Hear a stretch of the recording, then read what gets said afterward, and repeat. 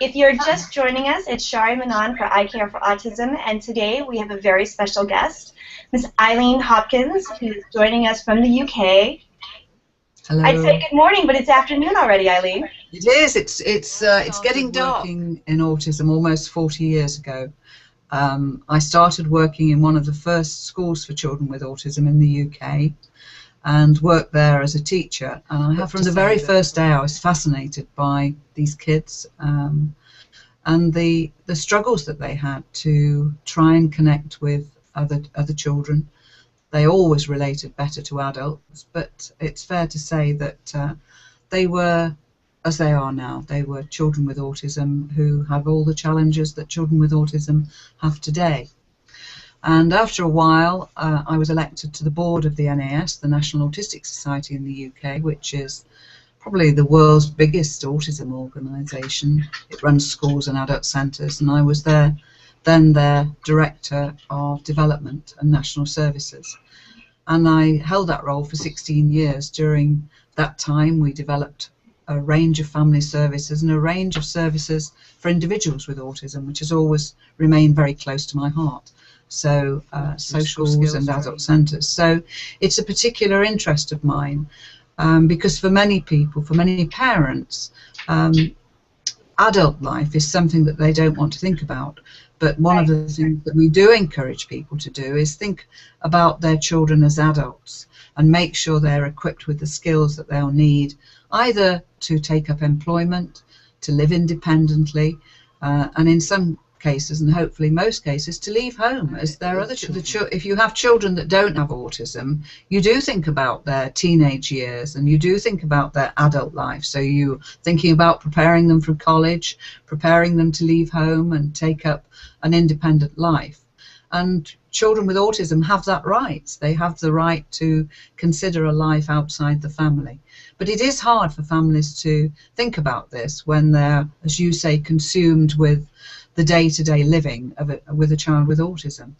Yeah, what would you say some steps for planning for a family? Like, what support systems have you seen that have been in place to help people? And if they don't have that, what guidance would you give to maybe a person who has a younger child that wants, to be optimistic and wants to be hopeful in it, but doesn't know really where to start? I think about the transitions, and children with autism have a lot of transitions. They will move to a senior school, so that's a different sort of life. They'll reach puberty. They will change. They don't always understand the changes that are going on in their bodies apart from anything else. So to think about those transitions a good year, 18 months before you think they'll happen, so that you are prepared and your child is prepared. Then they'll go to college. What preparation needs to be put in place there? Will they work? Let's think about that 2 or 3 years before it happens. I think the thing that I would encourage parents to do is not wait until the final hour to either look at services or support their child through these important One of the important things, if it isn't in place, is to work with colleges and to work with universities and to work with employment schemes. And the organisations that I've seen in the UK have made it their business to be advocates on behalf of people when they're approaching these key stages. Often in the UK we have local authorities that are responsible for the provision of services for people with autism. And they work in little boxes. So the education department works in a box, and social services, who are responsible for adult care, work in their box.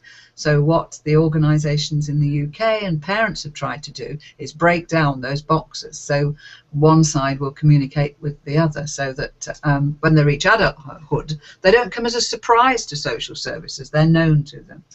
Right. So right. it is tough to have an adult person with autism than it is a child. Yeah. Yes, people have a right to sort of their personal dignity, and employment certainly brings that. I think the danger is that some groups within autism are forgotten in the employment market. So you may have people with Asperger's syndrome who are high functioning, who will get jobs, and they'll have difficulties, but they may well get jobs. But there's a lot to be said for employment for those that have more challenges that perhaps have associated learning disability. And so, although the great emphasis has been on getting employment for the more able, we mustn't forget those that are challenged by learning disability with their autism. Absolutely. Absolutely. And I would hope we'd get to the stage where someone can simply say, I have an autistic spectrum disorder, and people would understand. You might say, I'm short-sighted, I wear glasses, so this light, it irritates me. There's no stigma attached to it, it's just a fact of life. And I would hope we get to the stage where someone can say, I have an ASD, people would know what the issues were, and it would not be a problem. But there's still quite a lot of stigma attached to it. Primary caregivers. Yes, there is. It's been really useful where prominent figures in countries have said openly that they have a child with autism, and people have dealt with it. But in countries where there isn't that communication with the population, then I think there are more challenges. And Pakistan is one of those places that sadly is struggling to have autism accepted.